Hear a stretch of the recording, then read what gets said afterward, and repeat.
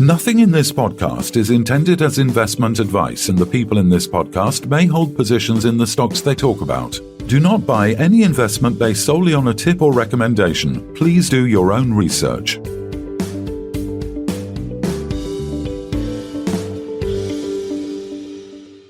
Hello and welcome to the Midweek Takeaway. Today we're joined by James Hickman, CEO of Cornerstone FS. Welcome, James. Good morning. Thank you. Yeah. So just recently there was a trading update with the second half of the year saw strong trading momentum and expected growth of 87% over 2021 figures. Do you want to talk us through this significant news? Yes, absolutely. So we, as you rightly pointed out, have given a positive trading update. Our expectation is for the market or the year to end at 4.3 million.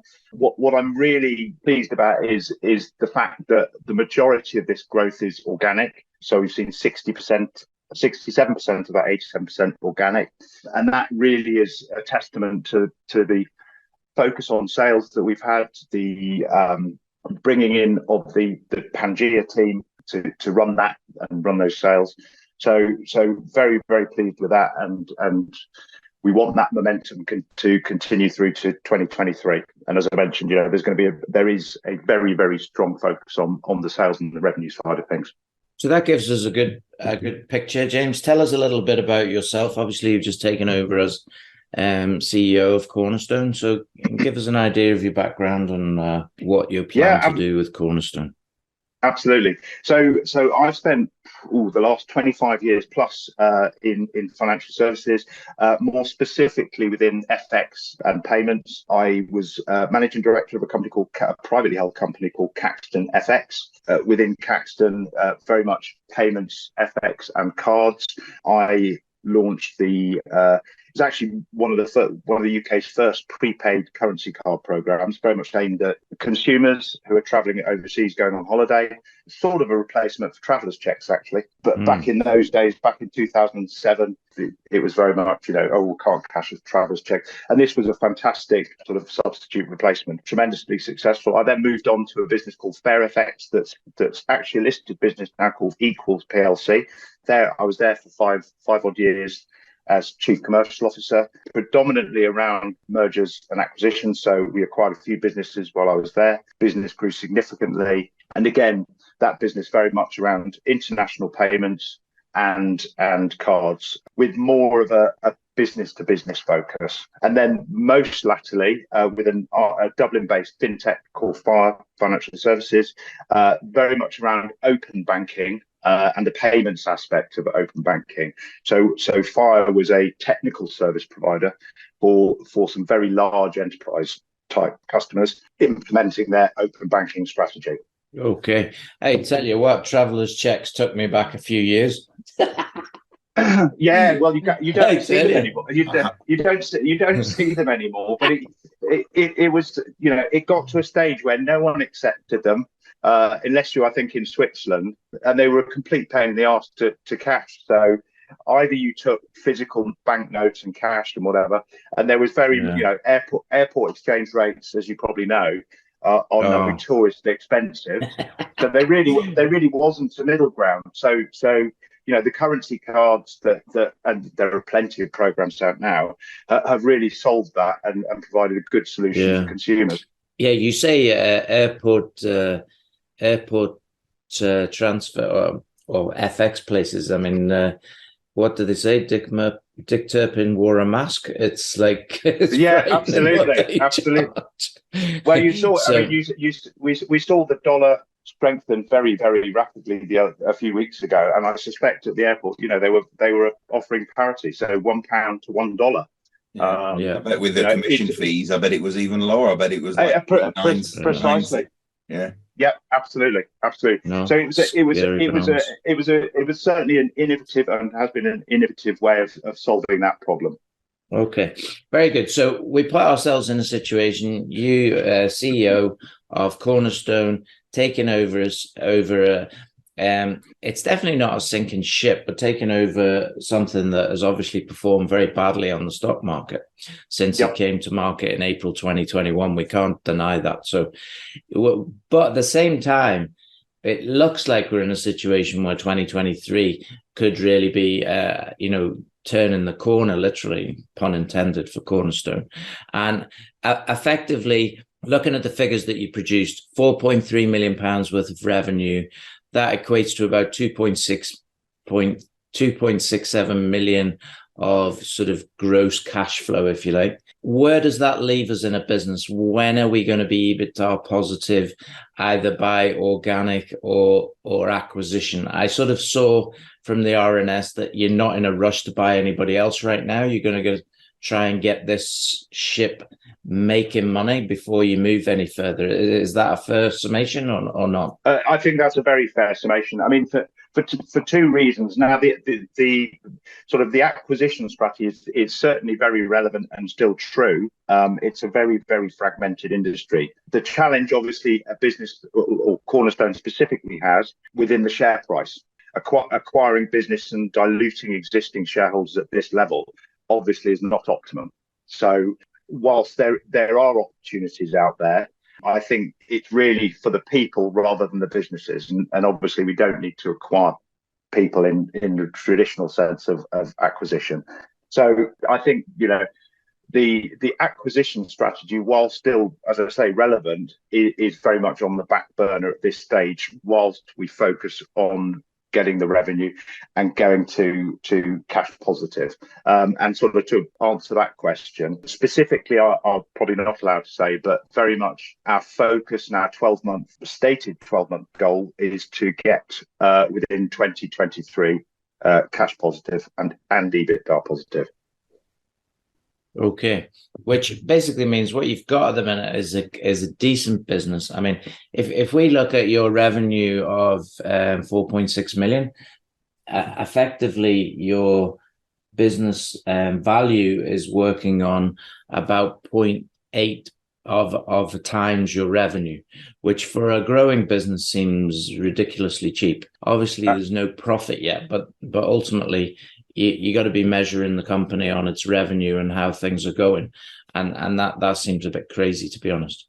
And also, what I don't think the market necessarily is valuing or has put any value on is firstly the platform and the technology, which is excellent, by the way, and secondly, and possibly more tangible, is the regulatory permissions. So Cornerstone is a electronic money institution, an EMI.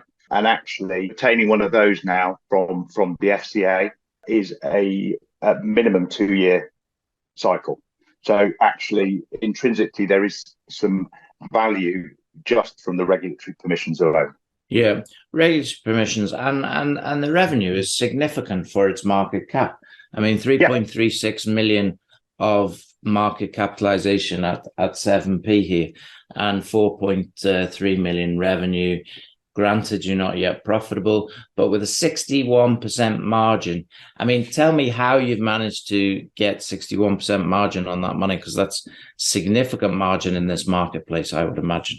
The business historically has, or sort of early days in its roots, was very much around offering a white label service to other currency exchange providers. Now, to do that, the margin that the business Cornerstone took, was actually very, very low, because most of the margin was actually taken by the FX or the white label provider. So this is indirect sales, effectively. Our strategy now is very much direct to market, and that's how we are improving our margin. And again, one of our key KPIs is that margin increase, and that will continue, or certainly should continue to increase as we go further to direct to customer or direct to business. So you have a target to increase that to what, from 61%? Are you aiming for 70%? Are you aiming for 65%? I would say 67 to 70%, I think is fair. And then at that point, to be honest, you've got, it's then very, very much marginal gains. But there is certainly room for improvement as we go, as I say, more direct to customer. But after that, then it's economies of scale, obviously. As you increase the amount you do, then your fixed costs are pretty static, I would imagine, other than salary costs, maybe. Yeah, I mean, obviously, obviously you've got traditionally supplier costs, and certainly within the FX world, the greater the volume, the lower your ultimate cost for the transaction. So we will get economies of scale as we grow, and part of my role is making sure that we have the right counterparties and the right partners to fit in with our strategy and our sort of targets, if you like. So that's very much, we will see improvement in terms from our suppliers. And where is the majority of that revenue coming from in the world, if you like? I mean, I know you have a place in London, place in Dubai. Where is the majority of it coming? It's a real mix, actually. I mean, obviously, London is our operational hub. The majority of the business is done in London. Well, all of it, actually, from an operational standpoint. But in terms of our currency paired mix, it's sort of quite a broad range, actually. Traditionally, FX brokers, particularly in the UK, tend to be very much UK outwards to dollar, outwards to euro. We have quite a nice mix in terms of Asia, Europe, US, and not necessarily the underlying client base there, but actually the pairings. So the money flow, if you like, and the payment side of it. So it's a broad range. Okay, and there is still big market for house purchase in the likes of Dubai and the Far East that you're able to get into. Very much so. So I know, as you quite rightly mentioned, we have representation in the UAE. The property market over there is booming. A lot of investment going in there from all over the world, actually. So yes, we're seeing revenue increasing on that side of the business. So that's transactions as UAE dirham, is it? It is absolutely. So you're transacting whatever's coming in, i.e. US dollars pounds. It could be pounds to dirham, euros to dirham, any number of pairings to dirham. But yeah, and predominantly, you're right, house purchases or apartment purchases there, just typically for investment purposes, actually, rather than the old traditional method, sort of properties in France, etc., where people go and live and holiday. This is very much the investment market. And these are obviously fairly sizable transactions then.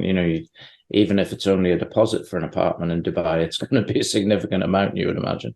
No, absolutely. Yeah. People investing in Dubai, these aren't cheap apartments.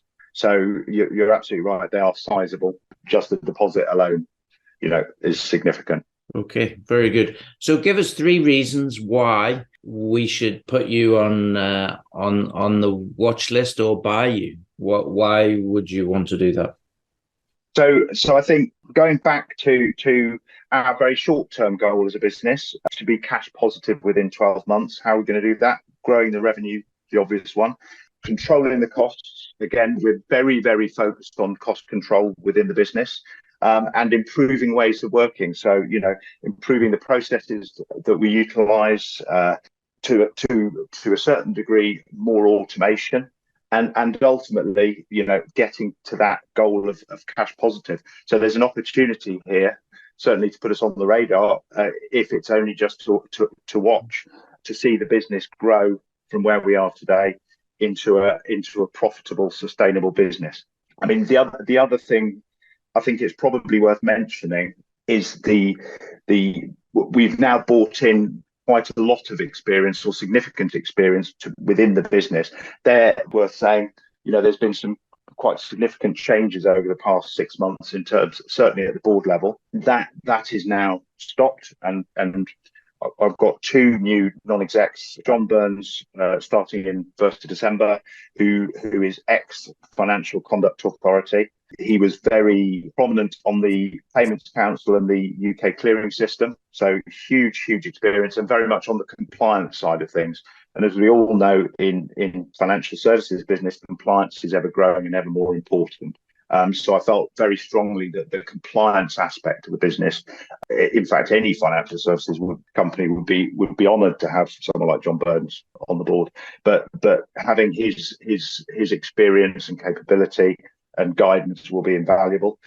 Secondly, Simon Bullock, who incidentally I have worked with before at Caxton, very, very experienced in payments and very experienced CFO with a number of AIM-listed businesses.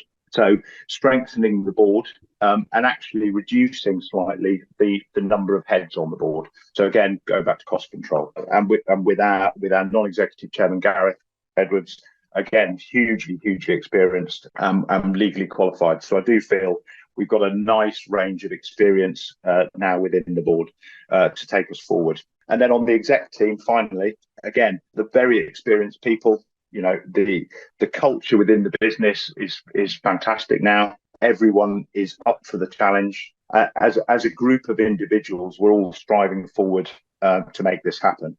So, you know, I think that with any business in any sector, the people are what make it. So we're, you know, very, very lucky to have a really, really good group of people. I think it's probably worth touching on as well. Sort of, I guess this is a bit of an insight into the business and our values as a company. You know, we have 4 values.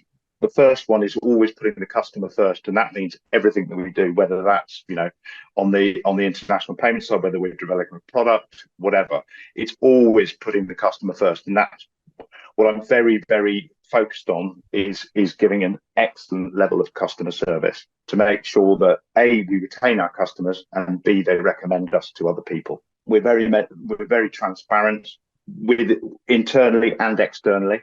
When we can, we will update the market and update our shareholders in anything we're doing. And as I sort of touched on before, we're all working together as one team within the business, which does create a very, very strong culture. So with all that in mind, you know, I think we've got a fantastic business and a great opportunity. Yeah, I see that you've got a good opportunity to be a classically good recovery play and to value yourself as your revenue increases probably 2-3 times what you are now is probably not going to be any big shout. So here's hoping that happens. And yeah, good luck with everything that you do. Yeah. Thank you very much indeed. James Hickman, CEO of Cornerstone FS. Thanks very much for your time. Thanks, James. This podcast was brought to you by Roast PR Limited. If you would like to appear on a future episode of The Sunday Roast, please email admin@thesundayroast.net.